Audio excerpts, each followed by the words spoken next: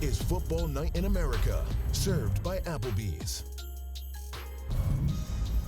Welcome to the Football Night in America podcast. We are here to rewrap your Week 16 games. Maria Taylor alongside Matthew Berry, Mike Florio, and Jason Garrett here with you. You got a present on your desk too already? You got something, Jason? Mike Florio, tell us what this thing is right here. This is the pepperoni roll. This is the West Virginia Italian delicacy. It was developed 100-some years ago for the coal miners going underground. You can't take a sandwich down there and get lettuce and bread all over the place. You need bread that has the pepperoni baked into it. It gets nice and greasy when it gets hot, but no preservatives. So you better eat this fast because it's going to get moldy like Dan Campbell likes it. You can send it to Dan Campbell if you wait another day or two. This comes from the Florio Bakery, and they come from thousands of miles to get this thing.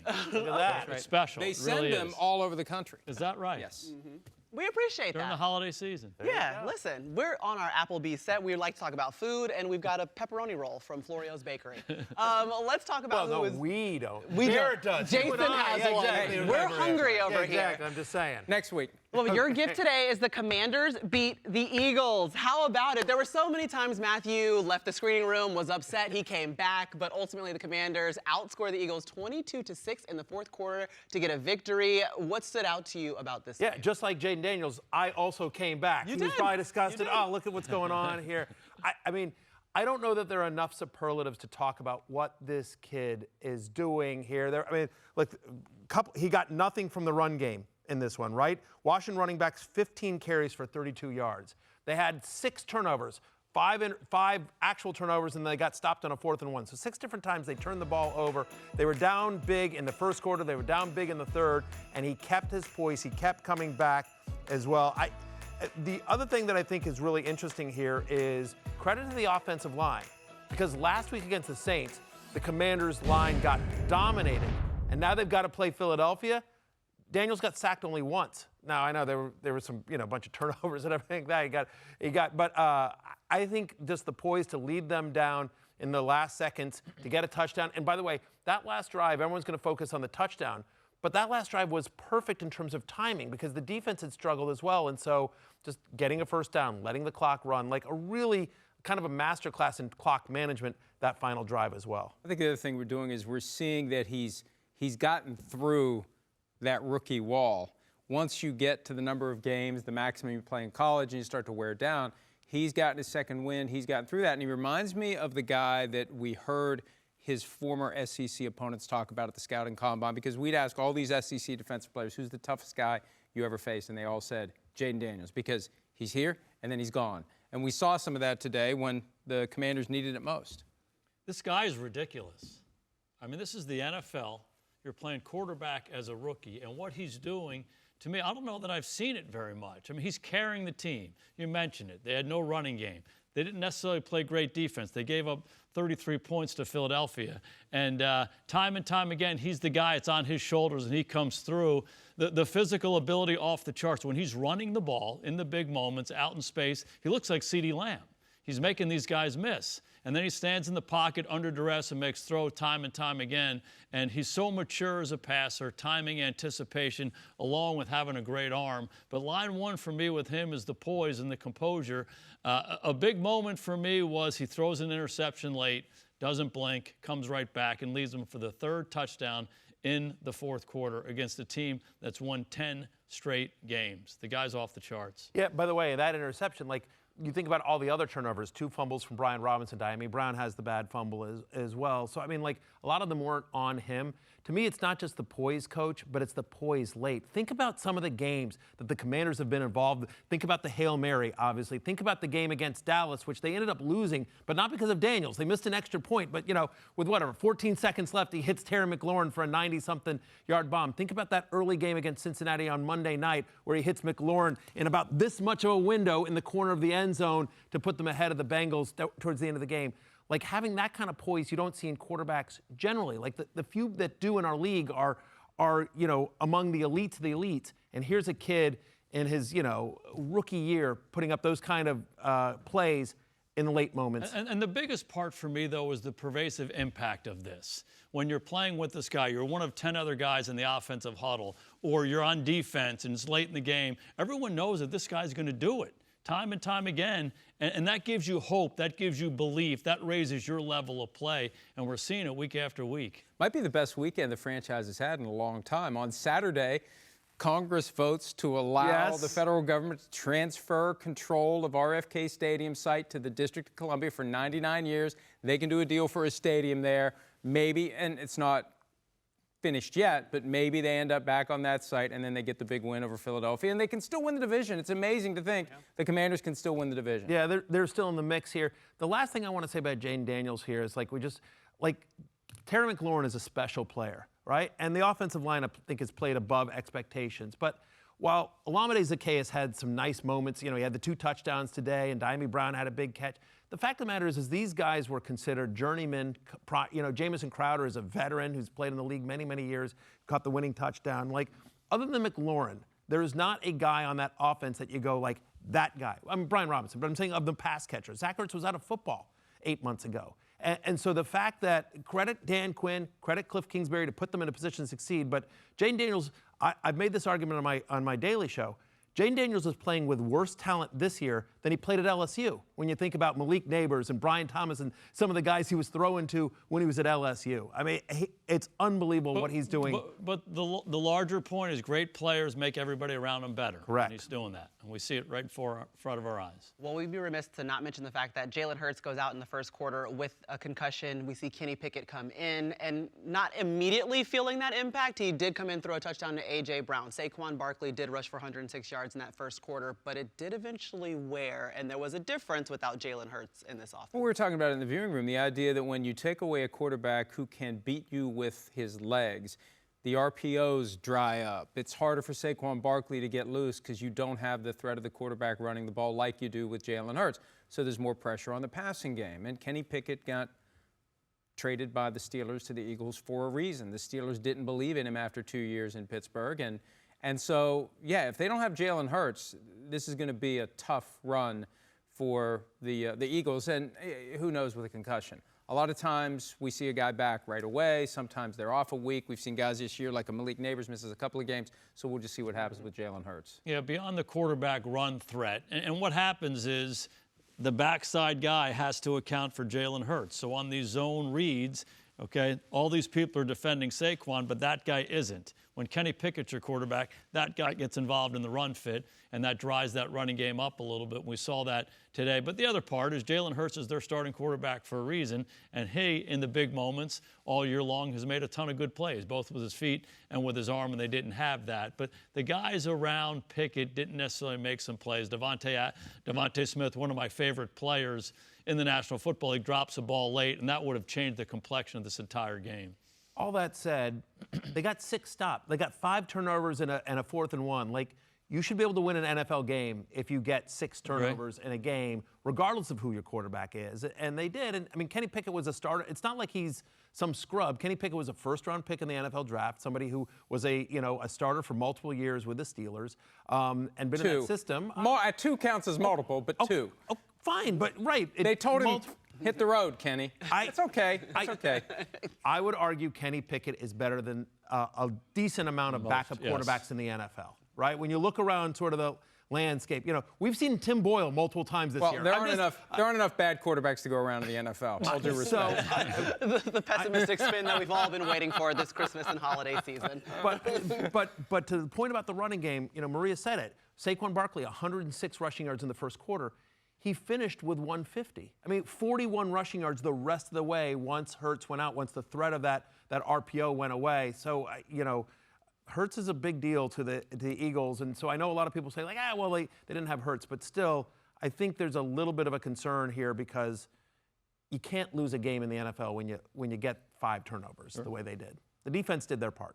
Let's go on to the Vikings and the Seahawks. Ultimately, the Vikings still controlling their path right now to a 1 seed. And so from your team to his team, he's wearing a purple tie. Congratulations. Do you believe in Sam Darnold? I do believe in Sam Darnold, which means the wheels are going to come off. See, this is the thing. They've been luring me in bit by bit. I've been very skeptical and pessimistic, and now I'm like, hey, you know what? Maybe they have something. There's a great clip from the locker room after the game with Kevin O'Connell giving Sam Darnold a game ball. And we saw it during Football Night in America, how they huddled around Darnold after he had the game-winning touchdown pass. They believe in him, and you said it in the viewing room. You can't let this guy out the door, and they're going to have a heck of a decision to make because they drafted their supposed future franchise quarterback in April in J.J. McCarthy, and now Darnold is doing this. What do you do? For now, they ride it out 1 week at a time. They beat the Packers, they beat the Lions, and they're the 1 seed. And no one ever considered them a threat because it's been Lions all the way, and all the Vikings are just, they're eventually going to fall apart. And now they're 2 games away from stealing the 1 seed from the Lions. It's amazing to think they could, and I'm starting to think they will. I love its impact on you. I really do. I mean, you become a brighter person as a result of this 13. You're giving gifts to people. Yeah, true. Fantastic. Your generous spirit is coming out. I love this story. Sam Darnold was a favorite quarterback of mine when he was coming out because I thought he was such an instinctive player at USC. And he goes to a couple bad environments, and you never got a chance to see that. The environment he goes to in Minnesota is really good for quarterbacks. And you're seeing not only him play well within the system, but make plays instinctively when things break down. And we saw that all day long today. So the macro idea of what do the Vikings do going forward, first thing they need to do is win a couple games down the stretch and try to secure the 1 seed and do well in the playoffs and make a run at it. But next year, I think it's a real challenge for them to say, okay, well, we're just going to move on. We're going to move on from this guy who's played so well, we've won so many games with, and we're going to insert the #1 pick from last year. I think that's a tricky proposition. It's hard to get quarterbacks to play this well at this high a level, and he's still only 27 years old. So that's what's amazing. It feels like he's been around forever, and he's only 27. He's got a lot of football ahead of him, so they shouldn't be worried about it right now, but at some point this question is going to come up, and I'm betting on the guy. He's played too well. You think about this. I mean, it's a conversation for the offseason, but similar like Baker Mayfield in Tampa Bay, and we've seen this a couple of places or Jared Goff in Detroit, where he has found a home. Like, this is a guy that was a top 5 overall pick in the NFL draft that came out, bounced around, didn't really find the right fit with a team, but now in Kevin O'Connell's system with the Vikings, he's clearly found a home, and he's got them playing really well. This was and by the way, it's not just how well he played today. It's throughout the season. Today was the 11th different time he's thrown multiple touchdown passes. It was the 10th different game that he's thrown for over 200 yards. And what that's been able to do is because the offense is so efficient and because they're sustaining drives, it's allowing the defense to play so well. So much is going to be made of Sam Darnold because it's a great story and because he's playing so well, and him and Jefferson have such a great connection. But think about this Minnesota defense. 2 interceptions on Geno Smith, 2 sacks. They played well. They held Ken Walker to under 4 yards per carry. Like, Brian Flores and this defense are playing at a really high level. Like, when you look at the numbers and you watch this football, like, it's not a shock that the Vikings have a legitimate shot to be the #1 seed in the NFC. Let's go through the Lions because that's the team that they will face in Week 18, and both of these teams control their path to that 1 seed. But they play against the Bears. Obviously, the Bears aren't playing for much, but we always had questions about Goff playing outside and in the cold, and they look succinct and consistent in this game. Yeah, he got it done today. 3 more touchdown passes, 8 over the last 2 weeks, over 800 passing yards in the last 2 games, and the Lions don't miss a beat. That rant from Dan Campbell this week, the moldy bread rant on 97.1 The Ticket in Detroit, was just epic. And his idea is, we don't care. Like, this is exactly what we needed. We needed to be smacked in the face because now we'll just go back and we'll reset and we'll go take it. And just the way he talks, you can tell the impact he has on his players individually. And it worked. There's no woe is us. There's no our defense is shattered by injuries. They just went out and they took it, and it was 20-0 before you knew it. Yeah, they're all in Detroit behind Dan Campbell. He's done an amazing job leading that franchise, and I love the team that they've built. And so much of it goes down to the makeup of the guys. And so when you have adversity like they've had, they don't blink at it. And I can remember when Aiden Hutchinson got hurt earlier in the year. I communicated with Dan, and he said, hey, I love Aiden. We feel bad for him, but no excuses. We've got to keep moving on. And they've been tested time and time again, particularly on the defensive side of the ball. And again, they just keep rolling. And Chicago was not world beaters. This isn't the greatest win they've ever had, but they went into a rougher environment where it was cold and they're playing outdoors. And again, they played at a really high level. So I love the mentality of the team. I think that's going to give them a chance coming down the stretch. Here's my question for you. We talked about this in the viewing room. It's going to be highly relevant for about 24 to 28 hours if the Vikings beat the Packers. Because if that happens next Sunday, the Monday night game between the Lions and the 49ers means nothing. It all comes down to Week 18, win or lose. Do you rest your starters? You got long trip to San Francisco, short week back home, big game with the Vikings. Do you rest your starters? Play your guys. Anybody who's healthy and is ready to play them. Stay in rhythm as best you can. There's a rhythm to playing football in the NFL. It's week after week after week, and keep those guys in that rhythm. It's happened to us in the past where you had to rest some guys, and you never felt like you were playing quite the same way that you were that got you to that point. So I'm for playing the guys. If somebody's hurt or close to being hurt, err on the side of caution, but everybody else play and go play well. Keep it rolling. I was glad to see Jared Goff have such a big game here, 336. You mentioned the 3 touchdowns as well, because that's what they're going to need. For the Lions to go far, the offense is going to have to carry them. They've just had so many injuries on the defensive side of the ball. And credit Dan Campbell and that staff for keeping them together and keeping them upbeat. But at some point, once you get into it's one thing to beat up on Chicago. It's another thing when you're going to start when you have to play a Minnesota, when you have to play a Philadelphia.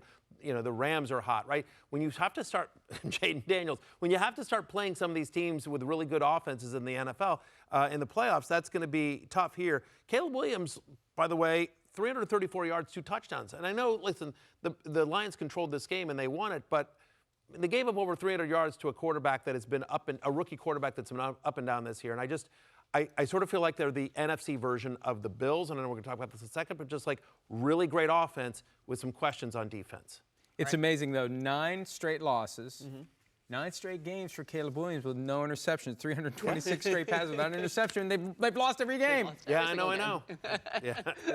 Oh, Caleb Williams, like, help me. We need a little bit of help. Let's talk about the race to the 1 seed for the NFC. To do that, Steve Kornacki still hanging out here with us to break it all down. Yeah, let's take a look here at that NFC top seed race. You can see how devastating this loss was for the Eagles today. Look, coming into today, you had 3 12-2 teams. The Eagles with a little bit better than a 1-3 shot of locking down that number 1 seed by season's end. Instead, barely a pulse now for the Eagles for the top seed. Meanwhile, you're talking about it, though, the Lions with the easy win to 13-2, and the Vikings keeping pace with that late win over Seattle. So, as you say, this next week, the Vikings playing the Packers. If they were to lose that game and then the Lions were to beat the Niners, that would be it. Lions would clinch the 1 seed next week. But if the Vikings can win next week over the Packers, Week 18, Vikings in Detroit, top seed, home field, all on the line. And, of course, because they're from the same division, the loser of that game wouldn't just lose the top seed, would fall all the way to number 5 and go on the road. And if it does come down to Lions, Vikings for the top seed, either way, it will have been a while. The last time the Vikings were the top seed in the NFC, you got to go back more than a quarter of a century. 1998, Randall Cunningham, Randy Moss, they lost to the Falcons in the NFC title game. And the last time the Lions were the 1 seed in the NFC, how about never? 50 years since they started seeding in the playoffs, never once have the Lions been the 1 seed. Maybe this is the first year for that. Thanks, Steve. You bring up a great question. Florio, what were you doing in 1998 when the Vikings were a 1 seed losing to the Falcons? I liked Steve until he did that. That was the longest afternoon of my life. I remember Chuck Smith strip-sacked Randall Cunningham late in the first half. The Falcons scored a touchdown, make it 20-14, and the rest of that game was just agony. When it went to overtime, it was like, I just want this bleeping thing to be over with. I couldn't take it anymore. I still am scarred by it. You see how long he held the knife in his stomach? You couldn't Merry even Christmas. move it out. Merry Christmas.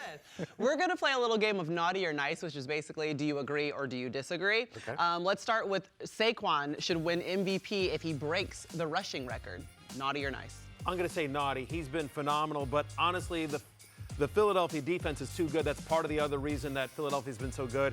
And when you play in a league with Lamar Jackson and Josh Allen, as great as Saquon is, it's hard for me to say you deserve the MVP when the way those two guys are playing right now at such a high level. It is amazing in 2012 how Adrian Peterson came on late, didn't break it, and took the MVP away from Peyton Manning in his first year with the Denver Broncos.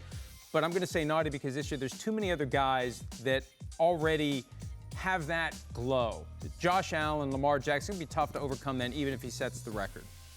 Nice. Are you guys kidding me?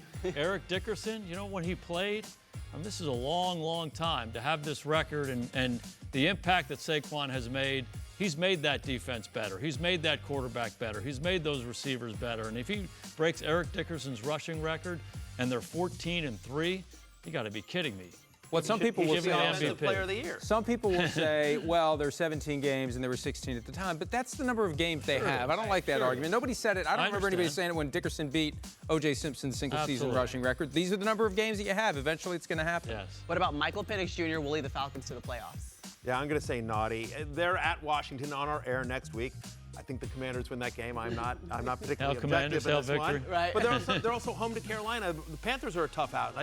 They've gotten a lot better. Meanwhile, the Buccaneers play home versus Carolina versus New Orleans. I think the Buccaneers just have an easier schedule than the Falcons, and it feels like if they don't win the NFC South, they're not making the playoffs. Yeah, naughty for now. I mean, it wasn't Penix today that propelled the Falcons to victory. It was the defense playing a very bad Giants team that's just trying to get out of the season and go home and go do whatever they're going to do next. So I'll believe it if it happens next week.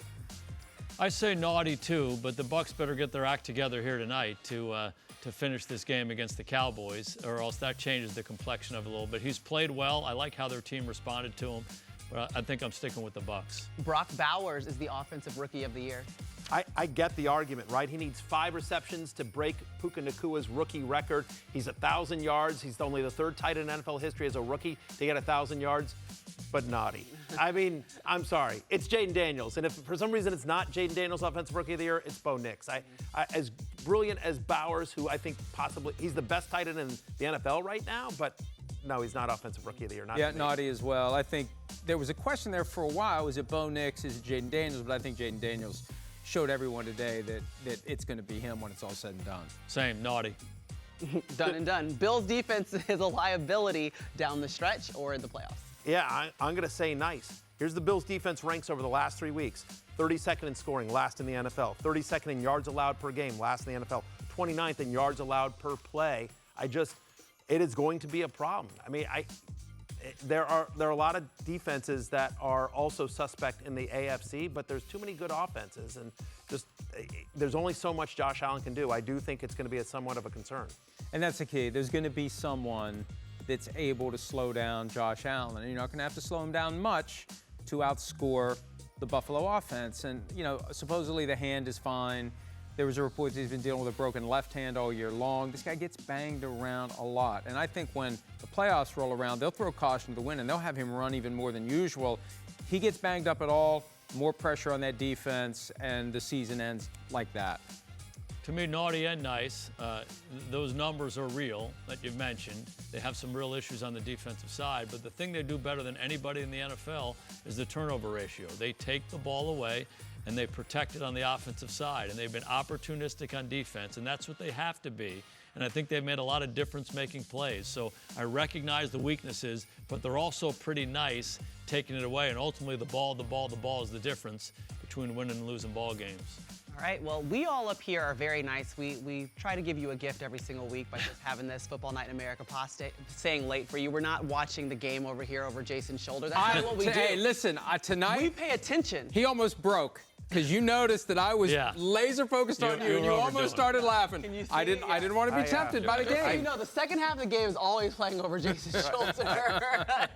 and we all picked the Buccaneers. Yeah. And it's an issue because they asked me a question, then they watched the game. I mean, I brought the pizza bread in here. I thought it was going to be something that could bring us together. I got a couple of wagers going tonight. I'm very interested in this game. Bunch of crap. All right, we hope you join us again. If you celebrate Christmas, have a merry one. We will see you next week. We got the Falcons and the Commanders on Sunday Night Football. We'll get you set at 7 Eastern for Football Night in America.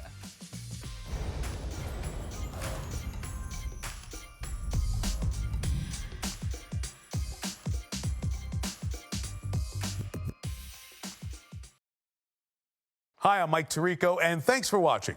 Make sure to hit subscribe for the latest news and highlights from NBC Sports.